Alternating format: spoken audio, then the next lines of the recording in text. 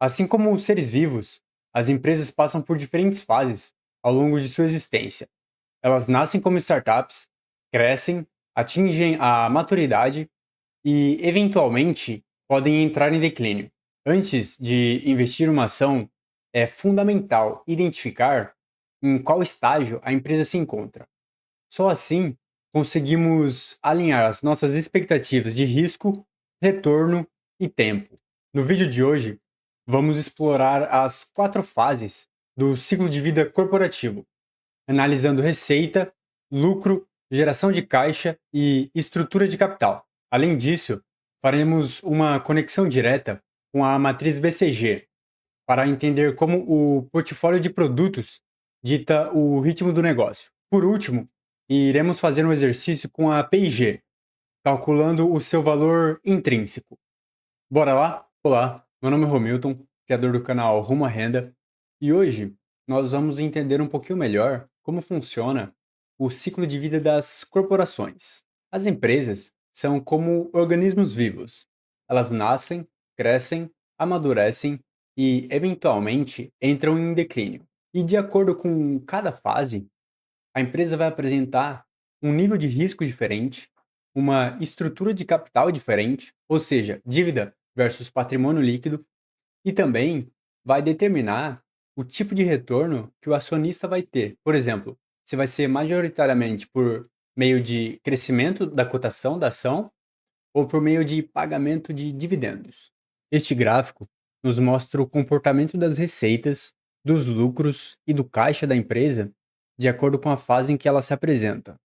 Desde a fase de startup, quando ela ainda dá prejuízos, passando pela fase de crescimento, onde as receitas crescem aceleradamente, chegando à fase de transição e maturidade, onde o caixa atinge o seu pico, e posteriormente a fase de declínio, quando as receitas, lucro e caixa começam a cair rapidamente.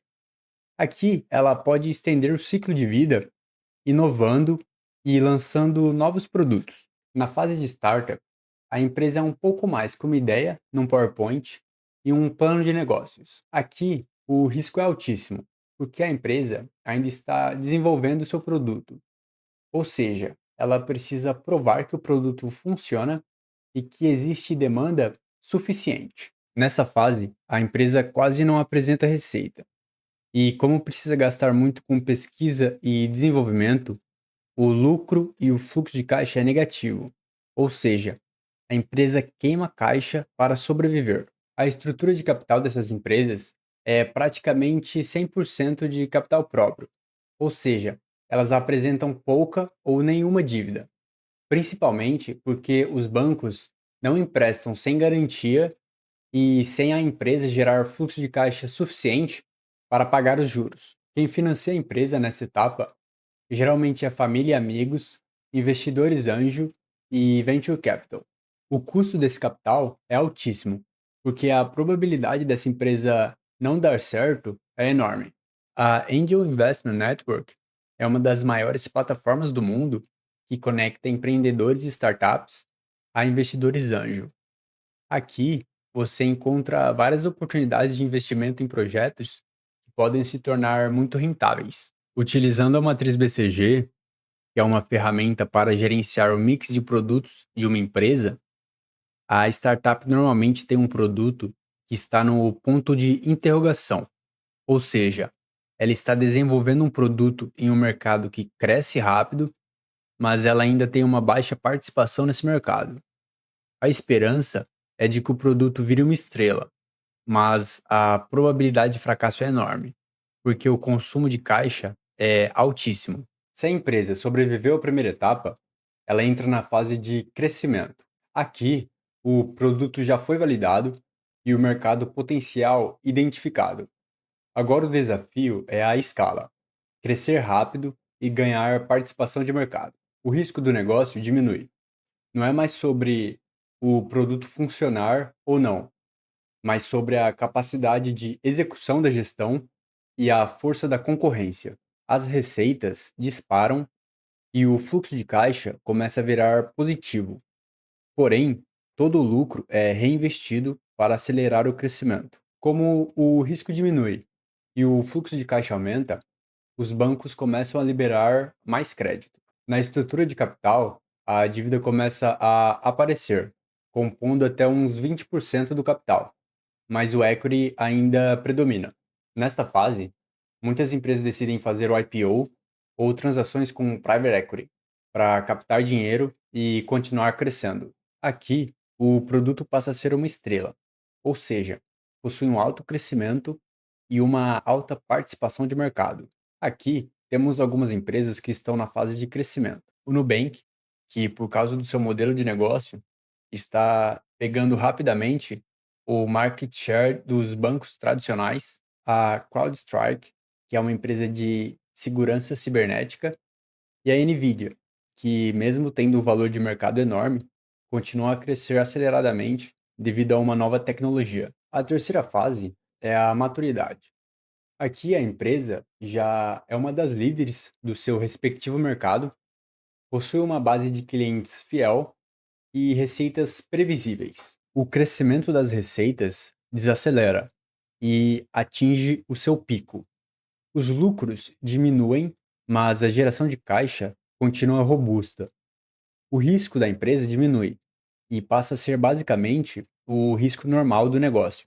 Como a empresa apresenta um fluxo de caixa previsível e seguro, os bancos emprestam dinheiro a uma taxa de juros mais baixa e a estrutura de capital da empresa passa a ser composta com muito mais dívida, normalmente acima de 20% do capital. Como o custo da dívida é mais barato que o custo do capital próprio e os juros pagos são dedutíveis no imposto de renda, a empresa começa a utilizar de forma estratégica os benefícios fiscais da dívida. Nesta fase, muitas vezes a empresa gera tanto caixa e o valor das suas ações sobe tanto que ela fica desalavancada naturalmente. E para corrigir isso e manter o retorno alto, ela paga dividendos e recompra as suas próprias ações. Aqui, a empresa tem um produto que é uma vaca leiteira, ou seja, ele possui uma alta participação de mercado,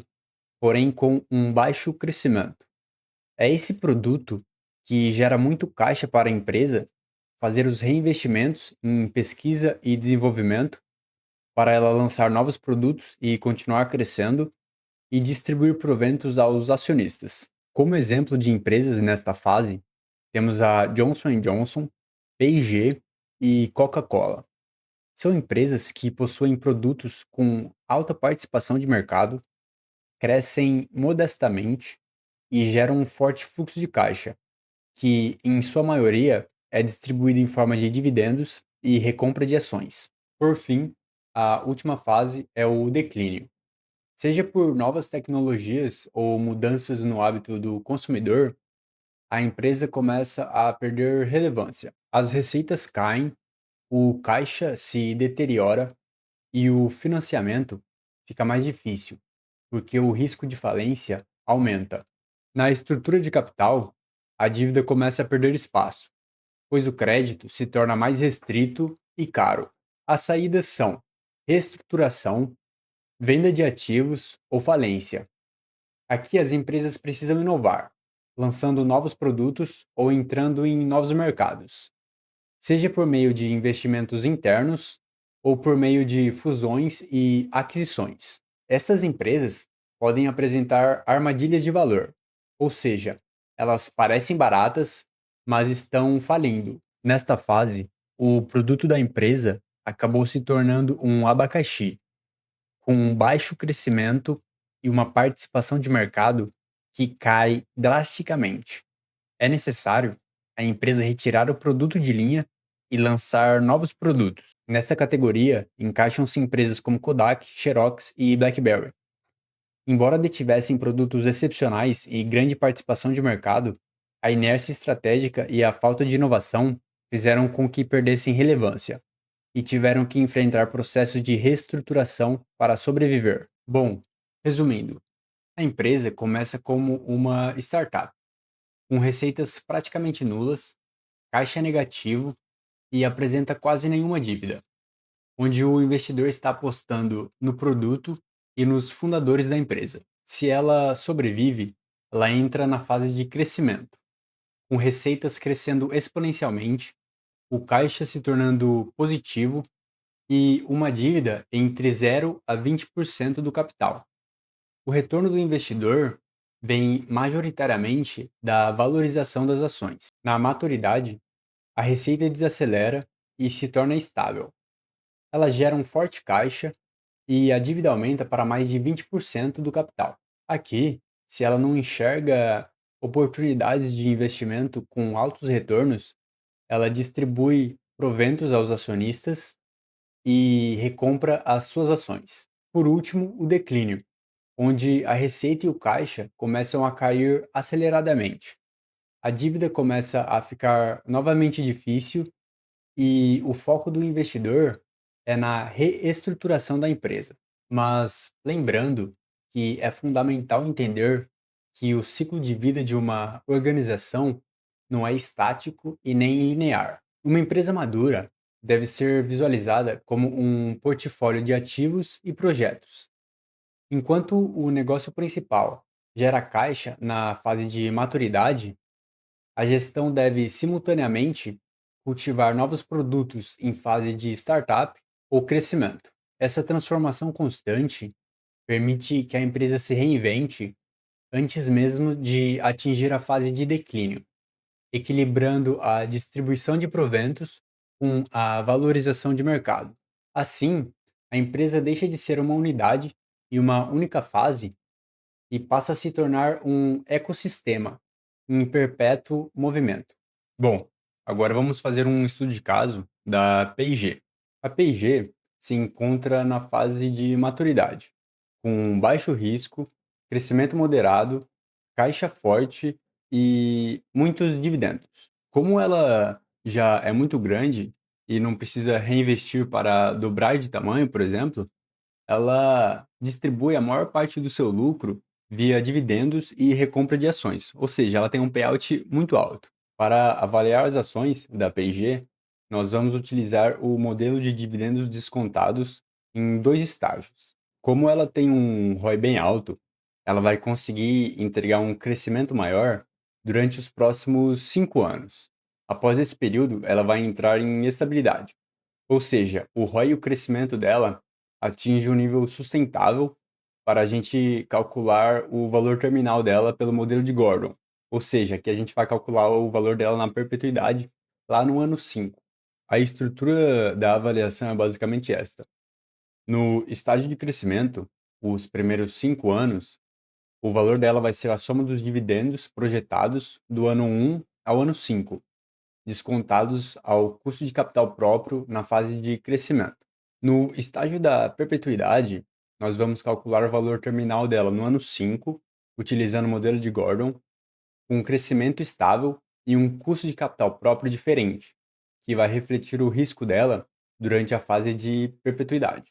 E nós vamos pegar esse valor terminal dela no ano 5 e trazer a valor presente, utilizando o custo de capital próprio que a gente utilizou durante a fase de crescimento. O preço da ação vai ser a soma do valor presente do estágio do crescimento mais o valor presente do estágio dela na perpetuidade. Vamos para as nossas premissas. O estágio de crescimento vai durar 5 anos. O lucro por ação atual dela é de 7,02 dólares. O payout médio dela nos últimos 5 anos é de 60% dos lucros. Como a P&G faz muita recompra de ações, que é uma forma de remuneração para o acionista, nós vamos presumir que a recompra de ações vai ser 20% dos lucros. Esses dois valores vai gerar um payout aumentado de 80%, que vai ser os dividendos mais as recompras de ações. A taxa de reinvestimento, que é um menos o payout aumentado, vai ser igual a 20%.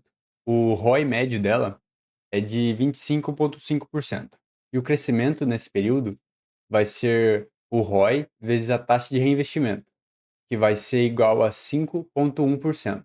O custo de capital próprio durante este estágio vai ser de 6,4%.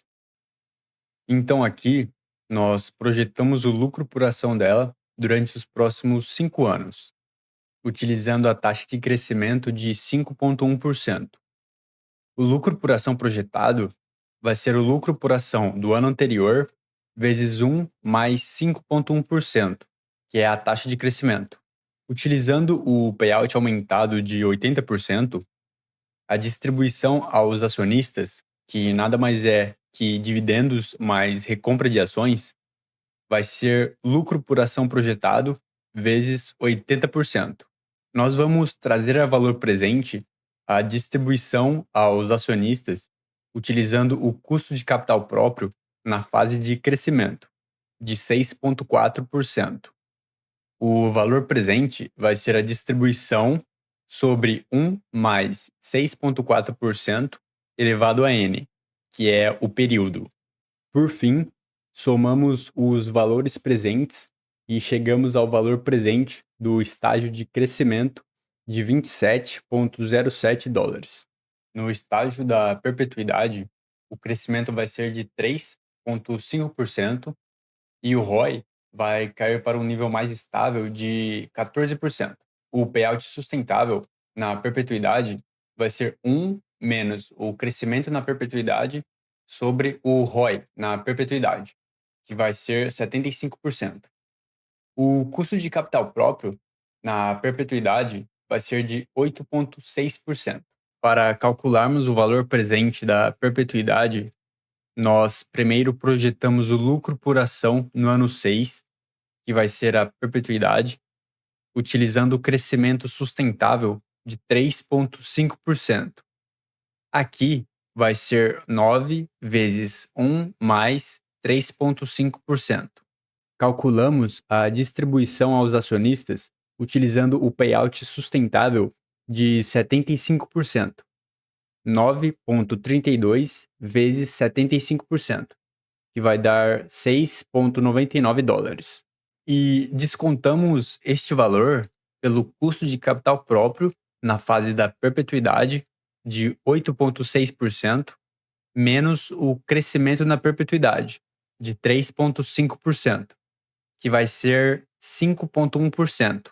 O valor da perpetuidade no ano 5 vai ser a distribuição de 6,99 dividido por 5,1%, dando um valor de 137,02 dólares. Para trazer este valor a valor presente, vamos descontar os 137,02 pelo custo de capital próprio na fase de crescimento, de 6,4%, ou seja, 137,02 dividido por 1 mais 6,4% elevado a 5, que vai dar 100,48 dólares.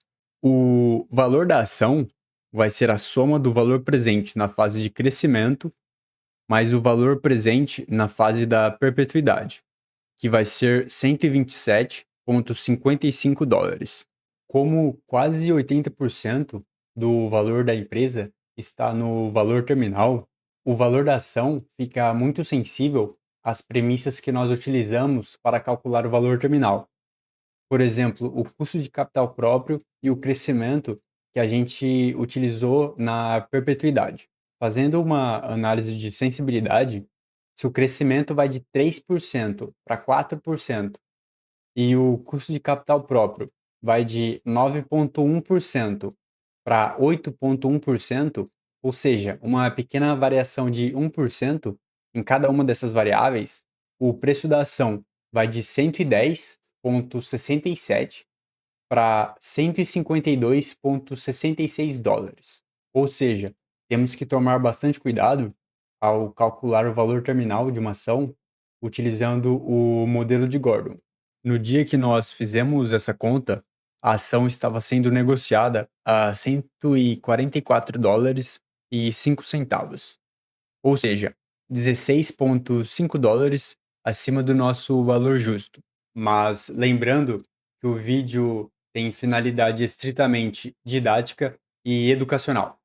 Não é uma recomendação de compra, venda ou manutenção dos ativos financeiros. Bom, chegamos ao fim.